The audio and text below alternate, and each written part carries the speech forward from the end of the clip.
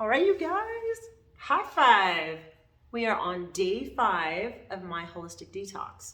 So it's Saturday. That's exciting for a lot of people, but even more exciting, today's topic is sunshine and superfoods. So today is a very sunny day here in California, where most of you guys are. And what is it that you're going to do to be able to get out there and enjoy that sunshine? Now, we're no longer in those really hot summer months. And traditionally, we do a lot of things to block the sun from our skin. And a lot of studies have shown over the years that sunscreen isn't always our best friend. Now, I know we have totally different skin types. Michael and I, we're totally opposite. I can take all the sun in the world, and he's like, yeah, give me 5 minutes. We even do that when we're eating somewhere outside. I'm sitting in the sun, he's sitting in the shade. So I totally get it. But what I want you to take into consideration is what kind of sunscreens you're using to block the sun. When you have things with a lot of chemicals in it, sometimes it's worse for your body than others. So just think about it. We can talk about it a little bit more. We'll do a Q&A coming up here next week. And this is one of those product things that's really important to me. And I like to share that with you guys, especially with kids. Kids are a big deal. And I know I grew up with zinc oxide and all kinds of crazy stuff. But I also grew up with baby oil. So, we either on one extreme or the other. So what's in the middle? There's great options out there. So I'm on the member vault. Hopefully you guys are in there enjoying it. I can actually see how far you are and how many questions you've answered and all of that kind of stuff. So I'm giving you a nice little high five for those of you that are doing it, and a kick in the booty for those of you that are not in there yet. The information in here is in super short chunks for a reason, because you don't need a lot of information. I mentioned it before, but a lot of this isn't rocket science. You know it, you've seen it before, you may just not know how to apply it, and that's what we're here to do. All right, so for decades, we've been shying away from the sun, giving its ties to skin cancer, premature aging, but a growing body of honest scientific research suggests that completely shunning the sun is not a good idea, especially during the seasons, the less sun seasons, so fall and winter primarily, because seasonal effectiveness disorder is the real deal. When we don't get sun for 3 days, we might get a little cranky. When we don't get sun for a week or two, we're really impacted by that. So I want you to take that into consideration. If you've ever noticed that, just post up in the group today or let me know if you have a story. Some people use sun lamps. There's a lot of things that we can use, but also our food intake makes a difference. So that is why Sunshine and Super Boost, the juicing and the blending, are in the same section, because we can use that to help hold on to the sunny feeling that we have inside. To gain vital fresh nutrients, we can take those plants that produce nutrients from the sun, swirl them up, right, and work with them together. So I already covered that. There we go. Juicing and blending might seem like the same process with different tools, but they're not, okay? There's a difference in them, and we're gonna talk about that today. I should have done a juicing demo.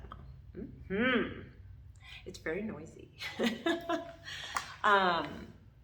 So when natural sunlight hits the skin, it triggers the body's production of vitamin D. And vitamin D is also known as the sunshine vitamin. And currently, vitamin D is like king, if you haven't heard. So enjoying that sunlight makes a difference. Vitamin D synthesized in the GI tract along with vitamin B12. And that's kind of your stress vitamin. Vitamin D is your sunshine vitamin. And so what we want is a good, healthy gut so that it can synthesize those on its own. You don't have to supplement it all the time. If you aren't getting enough or you've tested for it, which I highly recommend once a year, then you should definitely think about supplementing it. It's that important, especially during cold and flu season. Okay. Sunlight and darkness trigger the release of hormones in your brain. It triggers different things.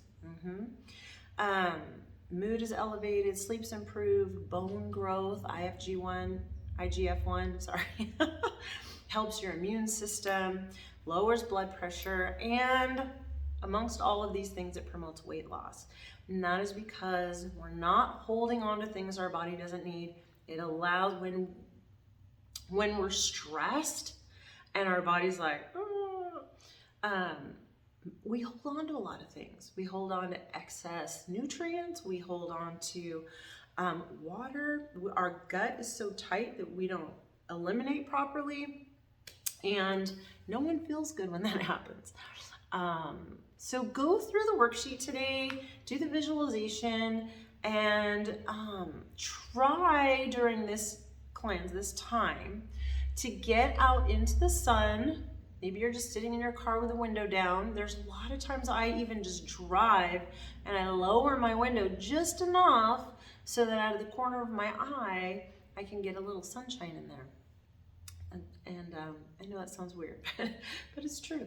Take your sunglasses off for a little bit, maybe on a morning walk, or you're just sitting outside of your building, wherever that is. There's lots of ways, even when it's cold, just to get some sunshine on your face, arms, legs. All of those things matter. If it's too cold for the arms and legs, just go for the face. All right. It is honestly, for all the lab work that I've done, 95% of the people are low in vitamin D. And most of my lab work I used to do was in San Diego, so there's a lot of sun there. 95% of the lab work that I see is low. And that's crazy. That's crazy. So you've probably also heard it in a lot of the news reports. A lot of the people that are catching a cold or flu or virus have low vitamin D. So check in on that. It's not, it's a lab that you can run with your annual lab work. You can also do it separately. Right now, getting out in the sun is free and available. So that's cool. It's even better. Let's jump into juicing and blending. All right. Juices and smoothies both, in my opinion, play an important role. Smoothies, in my opinion, are the whole food, and I prefer them. Juicing is like a super pill. So it's very absorbable, digestible. Smoothies go through the normal process. They're broken down. You've done the mechanical piece, but the chemical absorption happens because now it is in your stomach. Juicing, I will target specific that. It's a process that extracts the waters and nutrients from the produce, and then it discards the indigestible fiber. Now, fiber is super important. That doesn't mean, that's why it's a target specific, like a super pill. You're just getting the nutrients. You're not getting all the buffers that are in it. So there is a time and a place for both. Now, if you're not a juicer, you don't have a juicer, you don't like juice, maybe. We're not just talking about store-bought sugar-laden juices. We're talking about fresh. So most places, even I think Jamba Juice, not my most favorite, but available, you can go in and have them squeeze you some juice. It might be carrot, it might be celery, tomato, beet. There's lots of options. There are wonderful juice places that make incredible combinations. And particularly if you're not feeling well, that boost of high antioxidants and alkalizing fruits and vegetables is fantastic for your body. It's great for your skin. The cells are just being fed directly, and that's amazing. It's my opinion, but it's amazing. Okay, so on the smoothie side, now there's a shake and then there's a smoothie, okay? So I'm kind of a purist when it comes to this. On the shake side, you're gonna be mixing potentially protein powders, maybe a little fruit, maybe a couple of veggies, not too many. I really like to have a simple blended shake. A shake is more like a meal replacement with that protein powder in there. I would never put my protein powder in a smoothie with greens. I just wouldn't do it. The amino acids in the greens are precursors to your proteins, so you're going to get them. A green smoothie, in my opinion, which is part fruit, part greens, leafy greens, is the perfect post-workout drink. That's my opinion. I also like them for breakfast.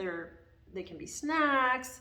They're amazing. Maybe you're not really, really hungry, but you need something. They digest so quickly. And on both sides, they do not need to be 24-ounce drinks. You don't need to put everything in the kitchen sink in there, blend it up, and hope you drink it in 3 days.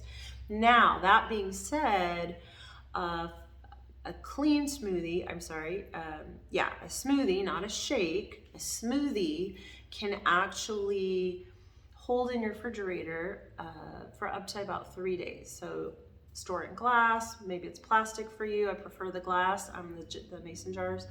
And you can blend that up and set it aside, close it really quick, put it in the fridge, and then you've got a few days worth. So this is why initially I called it the original fast food. Like, it's the fastest thing you can do. Grab it out of there, take it with you wherever you're going. There are many different versions of recipes. So if you're doing a primarily fruit smoothie, yes, that can get a little high in sugar. So think about what's going in there, and you'll see there's recipes with a lot of different blends. Because in the juicing, when you remove that fiber, if you don't have the green offset, then there's a little extra sugar in there. You can get a little blood sugar spike.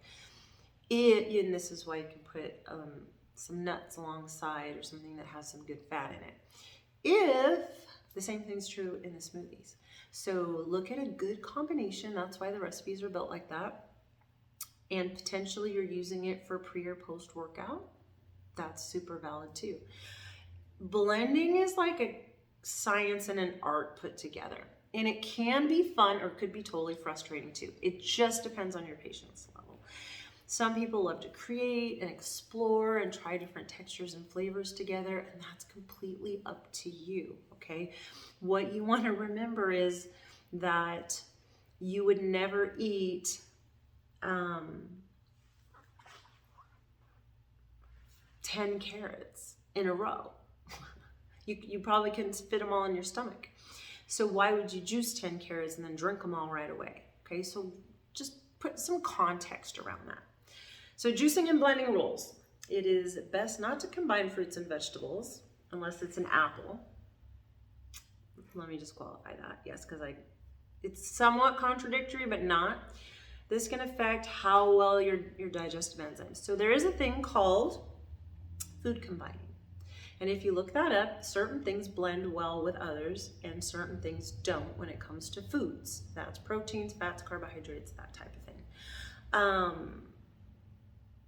This is why I might not put broccoli in my apple juice. Like, that just doesn't even seem to go well together. But when you're making combinations, I will use a leafy green with my fruits. And then I would use something more like an avocado with my vegetables. Now, an avocado and a tomato actually qualifies. They're both considered fruits. So when you think about how they blend and taste, one of them, the green smoothies with primarily fruits and greens, is more of a sweet green smoothie, where your savory green smoothie is literally like taking your salad and putting it in a blender. It's kind of that simple, you guys. So just think about that when you read the rules. And the second one is try to drink your juice or smoothie right away. So this can be highly controversial depending on how crazy of a foodie you are, or a health foodie you are. Most of the nutrients, when they're opened up through the blender or the juicer, release all of their goodness enzymatically right away. Enzymatically. The nutrients will stay in the fruits and vegetables for a couple of days. Which is why that 3-day window on the smoothies is a-okay. Juicing is a little bit different. You can still kind of squeeze it out there 3 days, but I like 1 to 2 days on that one. If you guys have questions, ask me. There's a lot to juicing and blending. If you have a blender and you want to mix some stuff up, go for it. You don't have to make it difficult. As you explore it, that's the time that you want to look more into the science of juicing and blending. All right. If you're doing a smoothie or a shake for your pre or post workout, go for it. But remember, if you drink something and it's already blended, the chewing part's already done for you. The blades are doing that for you. And it takes you a long time to digest it, then you probably have an improper combination or an unfavorable, is probably the better word, unfavorable combination of foods put together. Ask me about it. I can totally help you with that. The recipes that are in there are wonderful, but there's also, I have handfuls of them and they are at your disposal right now. As a matter of fact, I'll probably post a couple up. There's some amazing smoothie sites out there right now. I'll tell you, this last decade, with all of these incredible bloggers and foodies, and they have come up with the most beautiful websites and whatnot. So there's plenty of information out there. The bottom line is, how do you feel when you enjoy it or after you enjoy it? Do you like it when you're enjoying it? And then how do you feel after? All right, you guys, I gotta go. The sun is waiting. Personal evolution.